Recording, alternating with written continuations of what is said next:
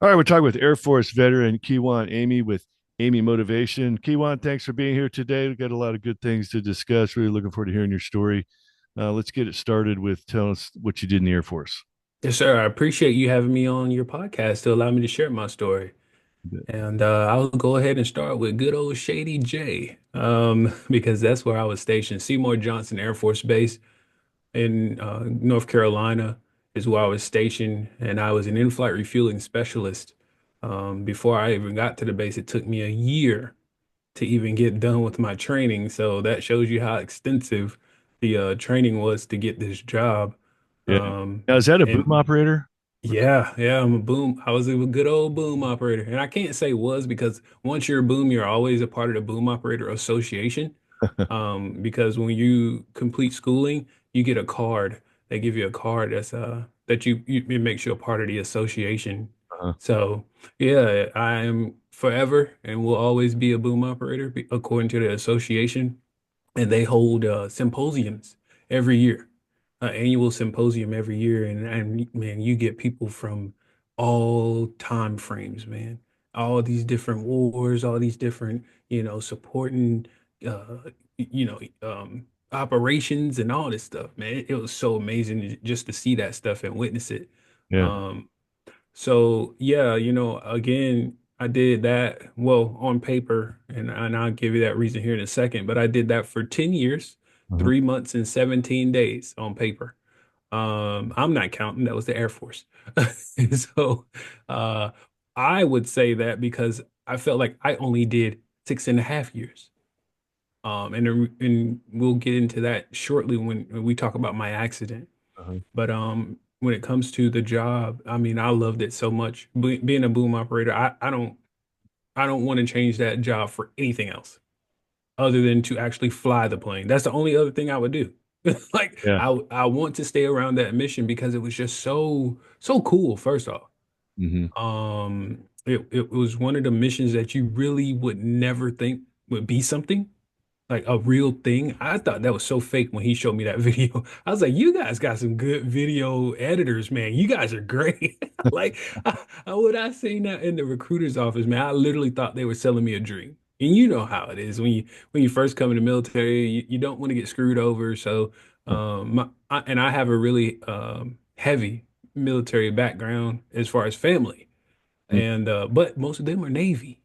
I got like it's like six of them that are Navy, so they don't know about the Air Force other than what they heard, just like me.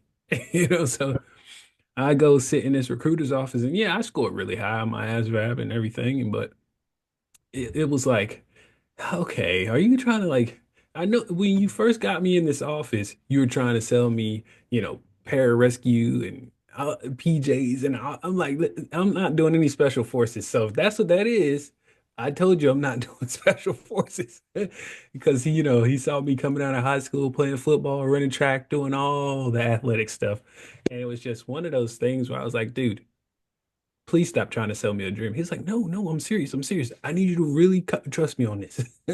And then he said the one line that you always want to hear, a re-enlistment bonus or an enlistment bonus. And that sucker was 90,000. And I said, oh, you ain't gotta say nothing else. I'm good. Sign the papers. No kidding. Sign the papers. But you know what? I would prefer to take an enlistment bonus over a re-enlistment bonus any day of the week. And that's because it got taken away. Before I could get it, it got taken away. So I never even got it, man. Never even got it. But that's just how reenlistment and enlistment bonuses as well, because they both can be taken away at any given time whenever the Department of Defense chooses to take it away.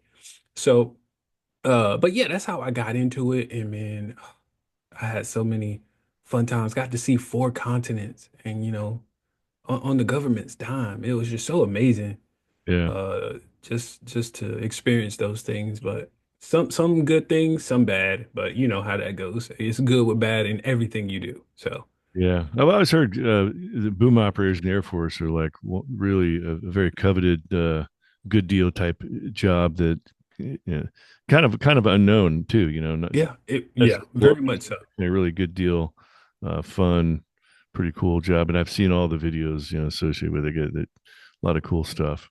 Well, you know how they say, in the military, if you join the military, you're like the 1% of the US. Hmm. Well, as a boom operator, you're like the 1% of the 1%.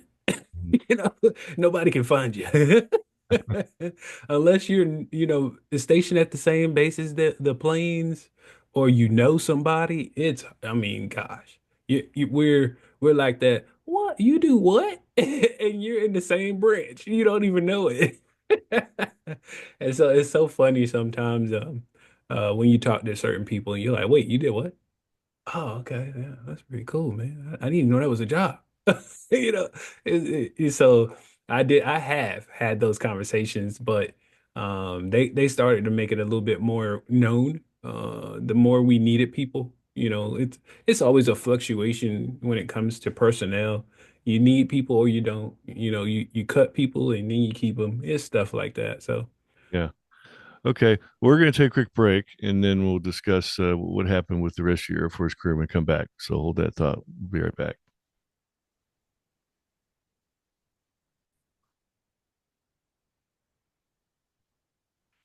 All right. Back talk with Air Force veteran Kijuan Amey with Amey Rep Motivation. So, Kijuan, um, about you served in the Air Force for about 10 years. Let's talk about your transition out of the Air Force. Yeah, yeah. Well, everybody transitions in different ways. I've actually done two transitions. One was from active duty to the reserves, and that's the regular way to do it. Do the taps and go over and do your pilot chase or whatever you do it. Hmm. But I've had two, and everybody's like, "Wait, okay, cool." So he, got out in 10 years. Well, no, I was kind of forced out. And the reason I was forced out is because I had a terrible, and I mean traumatic motorcycle accident that literally I should not even be talking to you right now. Like literally, and like almost dying literally. Hmm. So the fact that I can even speak to you is a two-parter, because, and the reason I say that is because they don't think I should even be able to function with my brain that I do have currently, and also that I really should not be alive. I should not be here because the day of my accident, which was May 5th, 2017, they were literally calling everybody, family, friends, tell whoever y'all want to come see him because this is probably it. Yeah. Because I'm hooked up to every machine you can think of. They hadn't done any surgeries like as of, or shall I say, as in like, fixing anything. I mean, they did stuff to keep me alive. Like I was bleeding out internally, so they did those things to keep me alive. Um, Having to go into my groin area, and I think they had already cut on my head, which is literally from ear all the way to the other ear on the top of my head. There's a nice cut, and it's never going away. And that was to relieve the stress and swelling on my brain Oh, yeah. because it was so swollen. And Oh. so May 5th, 2017, I actually had to work for the Air Force that night. But during that day, like I told you, I was a reservist. I also had my own business then, other than Amy Motivation. Amy Motivation is my second business. The first one I had was called Kiwi Enterprise, where I did website design and management, social media marketing, and photography. Mhm. Well, that day I was doing photography for a website that I managed, to update it. And I was riding my motorcycle that day, of course. And when I went to take the pictures from my apartment to the location that I was going to take the pictures, was only about 10 minutes of a ride. And to pull my bike out on such a nice, beautiful day like that for just to get 10 minutes of a ride in and put it right back in the garage, yeah, I wasn't doing that. So I decided that I wanted to go a little bit further, and my thought was to go to the lake. Now, the lake is not just a ride to me. The lake is a peaceful ride. And when I get to the lake, it is a meditation process because I also meditate while I'm there. So this was a two-parter, Mhm. like two things that made me feel relaxed, made me, just be with, I like to say with myself, and meditate on things that I might have coming up or need to do or whatever. And so that was one of the places in North Carolina called Jordan Lake that I would always go to. just to get away. And if I couldn't take a vacation, I would just go there. It's only a 30-minute ride. Why not? You know? And so I was like, yeah, that'll be a great ride, do that. Then I'll come back home and head to the base. Um, well, getting there was fine. I had no problems getting to the base. And I mean, I'm sorry, to the lake. Excuse me. And then heading from the lake back home so that I can get my clothes, for the weekend that I had to go work, I would be met with a car. Hmm. Yeah, a silver Honda Accord to be exact, pulled out in front of me, and I'm running 55 miles an hour, man. And when I tell you there's really nothing you can do at that speed other than hit whatever's in front of you or lay that bike down. Yeah. That's really all the options you have. I mean, unless it's really far ahead of you, but pulling out in front of you, like at a where you have no time to even think, for that matter. Like you can't even think because I'm pretty sure I tried. I'm a very critical thinker. I'm sure I tried to think my way out of this. And so, um, like I said, I'm running 55 miles an hour, which was the speed limit on this road. Uh, and here comes a Honda Accord, man, and literally the next thing I know, I'm waking up in the hospital. Wow. I do not remember anything from that accident. And it's a good thing, because I would not want to relive that moment ever again. I really don't. I don't want no parts. None. And it's actually a mechanism, protective mode that your mind goes into when it experiences really bad trauma, Mhm.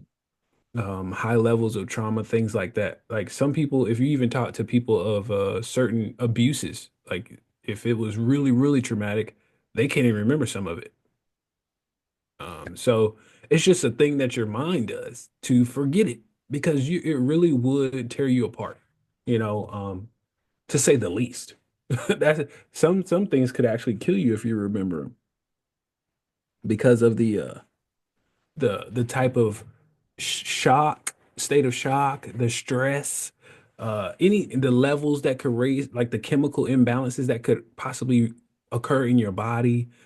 There's all types of things that could happen that could cause you to really not want to be a part of this world anymore, Right. or make you not a part of it because you can't control it. And so when again, my accident May 5th, 2017, was some call Cinco de Mayo. I call my new life's journey. Um, because I would not wake up again until June the 6th of Shit, that same year. whole month. Yeah. June the 6th was when I would come out of my medically induced coma while they were doing literally countless surgeries on me from the top of my head all the way down to my right foot, to the point where my right foot is actually a whole different size now. So my left foot is the same size it was before the accident, which was a size 10. My right foot is now an 11 wide. So I have to wear special shoes now. I go to podiatry and they give me shoes every year, which I'm grateful for. They feel so amazing. They feel so good. I've never worn a pair of shoes that I was just like, oh, I'm in love with these shoes. And now I have them. So yeah. Oh. So talk about some of the aspects of your recovery. Were you was your recovery outside the Air Force Reserve or Guard, or was it take place within that? Yeah, no, they don't really. I mean, they tried to figure out what they could do with me in the military realm. Their best thing to try to do was to process me out. And I'm like, hey, wait, I need your services. Like, I don't have nothing without y'all. This is all I really had, at this point, because I lost my eyesight. I couldn't walk at the time, because I had broke my spinal cord, which is now medically infused, and I broke both of my legs, to include my right femur, which is the largest and the hardest bone in your body to break. Wow. And I broke it. in this accident. So, I'm like, hey, time out. I need y'all help. What are y'all trying to kick me out for? And it's like, we're not trying to. We really just don't know what to do. Yeah. And it was because my unit and even the base, to be honest, had not really been familiar with this program that I am now, associated with called the Air Force Wounded Warriors program. I now do, well, I used to do adaptive sports with them. I used to compete in that. And then I also am now an ambassador and a mentor Oh. with them. So uh, if it wasn't for that program, I don't know, like literally how either one of the two things. It'll be one or two. I don't know if I would have got retired or how long it would have took for me to get retired. Hmm. Because when I found them or I'm sorry, they found me in on a casualty report in January of 2021. I'll never forget it because this sweet lady just calls my phone and she's like, I'm so and so from the Air Force One Warriors program, and I just want to like I'm like, hold on. You're speaking too fast. I need you to slow down because this is the time frame where all these scam calls are coming in. I need you to slow down. You're who with who? Okay, Air Force Wounded Warriors program. Why have I never heard of you? Um, like, where are you located? Oh, Randolph Air Force Base. Okay, got it. Well, at least that's legitimate.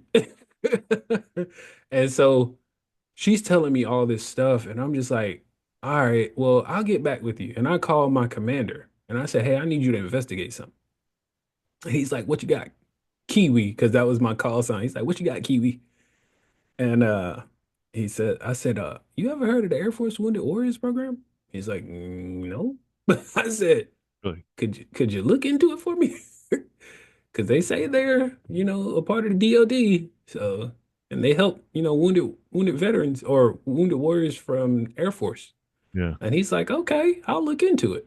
And so he looks into it. He's like, Kiwi, they're legitimate, and I'm gonna see what we can do for you. I said, all right, cool. So I call her back.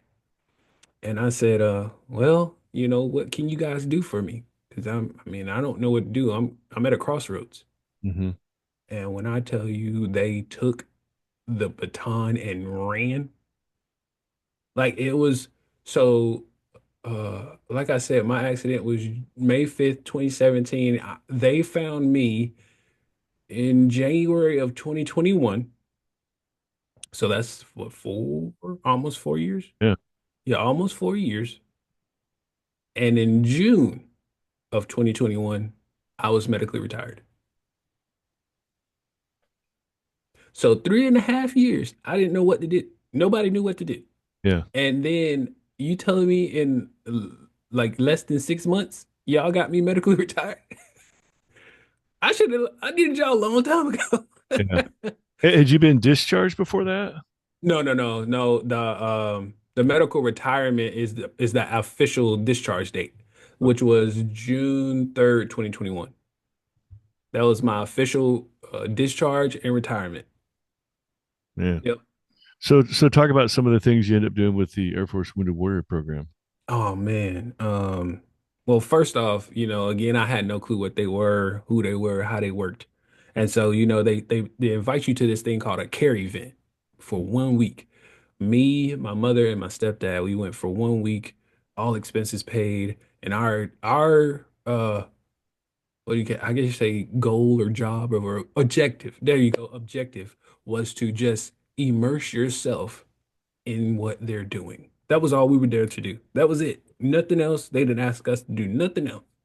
What you're doing, just immerse yourself in it.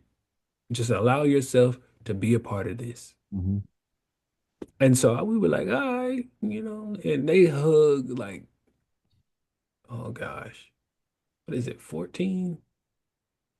It's some 12 or 14. I can't remember. You gotta get that many hugs a day. And listen, you know how the military is. We don't do no hugging. That's public display of affection. PDA, get off of me. You want to kiss your wife and hug your wife and spouse and stuff, and you can't even do that if you're in uniform. So it's like, I feel weird. And then I'm finally about like day 2 or 3 getting used to it, and I'm comfortable and I'm laughing and I'm just relaxed, man. And I can't the emotions that I felt because of coming from something that really excited me and being a boom operator, an instructor boom at that, to now being fully removed out of it, to now being immersed in this culture that I have no idea what to expect. And now it's like, wow, this is cool. Everybody here has some kind of ailment, whether it's visible or non-visible. We all have a disability that we're dealing with. Mhm. And it was so impactful, inspiring. When I tell you, hey, look, it was people that had no legs that were beating me and racist. They got on prosthetics, man, and they're outrunning me. Okay. I'm like, you know what? Screw all y'all. But it was just, we were all having fun, man. That's a, And there were, moments that people would have either um, those recluse moments where you just don't want to be around anybody, or mhm, it's too much, because some people have trauma like PTSD, where environments with loud noises or a lot of people really bothers them, so they had to go home and fly back home. There were those moments. mhm, But for the good side of it, man, God, it was so amazing. I was there for adaptive sports, my first trip, and when I tell you everything was adapted to me, again, I couldn't see, I mean, I'm trying to work with what I got in the uh I guess you could say with what I have left. What I mean by that is, my real bones versus these metal bones yeah. is what I call them, my metal bones. And so, I'm working with it. I can walk, I can run, things of that nature. I was doing powerlifting, air rifle, archery, tandem cycling, rowing, shot put and discus. They, tried to put me on track, but my legs really weren't ready for it, Yeah. for at the capacity that they were trying to do it. I mean, I could do maybe 1 or 2 races, but trying to put me in more than that, no, it's not gonna work. So you're doing archery. Yeah, yeah, Okay. Can I ask, like, okay, you're 100% blind. yeah. How does a blind guy shoot a bow and arrow? Yeah, I'm glad you did Really ask. I curious. want you to ask these questions. I'm a bit of a bow hunter, in the years past myself, so I'm really curious about that one. So 2 ways. They have 2 ways. Yeah. The first way that I learned was literally like a sniper. You have somebody talking you on a target. Uh, Hey man, I got a guy moving at so and so yards. Hey, check this. We're gonna go this degrees left. Like that's how basically how it is. uh-huh. But they're standing right over your shoulder that you're Okay. holding the bow with, Okay. and they're looking down your sight Uh, onto the target. They put you in position, like where you supposed to stand and how you should be facing, right. and then they just tell you to pull. Okay, go ahead and pull your bow up, and then you pull it back. And then they're looking down your sight and they're like, all right, move it to the left, just a hair. Good. All right, go up just a little bit. You're right there. She's all yours. And let it go. Man, I've hit one. Hear me clearly. Only one, but I did hit one. Bullseye. Yeah. I kid you not. And that was being talked onto the target. Now, the other way to do it is they have an audible system that you like how I'm wearing headphones right now, like little earphones, Uh, but they got ones that go over the ear. okay. And well, do they go over the ear? I don't know for this. I know for air rifle they go over the ear. I don't know if it would get in the way if it shouldn't get in the way if it's over the ear because I put my hand on my cheek. So it shouldn't get in the way of pulling that headphone. But anyway, that's the other way, the audible sound, and you just move your bow, left and right, up and down, and it like makes a higher pitch the closer you get to the bullseye. Okay. Yeah, I can see that. Huh. Yeah. Wow. Yeah, no, that's actually a sport, man. They have it for I believe Special Olympics, I believe. Yeah, that's awesome. Yeah. So Kiwan, I, I do want to get some of the business aspects. I know, like, ultimately you became a motivational speaker. You wrote a book. Um, Before we get too much farther, if somebody wants to find out more information about you and what you're currently doing with your motivational speaking business, how do we find you? Yeah, absolutely. You can go to my website, which is amymotivation.com. You can find my book on there, which is Don't Focus on Why Me, From Motorcycle Accident to Miracle.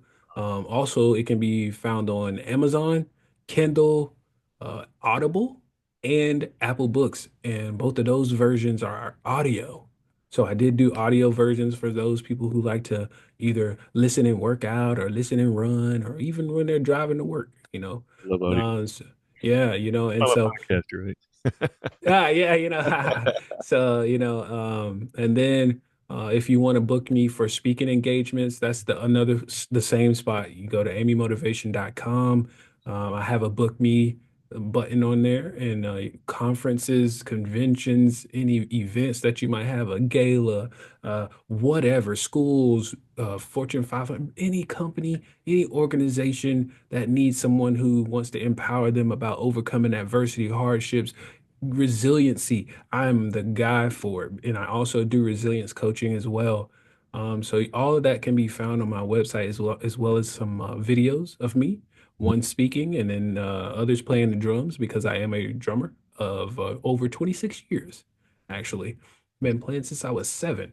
And so you can go on there, find me there. And also my social media, if you would like to follow me on social media, I'm on Facebook, Instagram, and LinkedIn under Kijuan Amey. That's Kijuan Amey. Awesome. Well, thanks, Keon, for sharing all that. I'm going to check out some of those videos you playing the drums. I got to see that. Yeah. So we are just about out of time, but one of my last questions for you, Keon, is obviously you've got an incredible, tragic but yet inspiring story to share with people. That's you got the foundation for a motivational speaking story. But if somebody's listening to this out there, especially a military veteran, they've got a similar motivational story. What are some of the key things that come to mind? Think back to when you started this motivational speaking gig early on. What are some of the key things to becoming a successful motivational speaker? Some of the key things to becoming a successful motivational speaker is relating to the audience, relating to the room, the people, the person. Because sometimes I just speak one on one. Sometimes I speak to rooms of hundreds or even 1,000 or more. Mm-hmm. So if you can relate to them, it'll make the topic stick. We That's what you want to do when you're trying to impact, inspire, motivate. That's what you're wanting to do. You want to make something just stick. And how do you do that? Again, you got to relate to somebody. If I can't connect to you, how am I supposed to relate to you? Mm-hmm. And so that's one of the biggest thing is the connection and making your story stand out.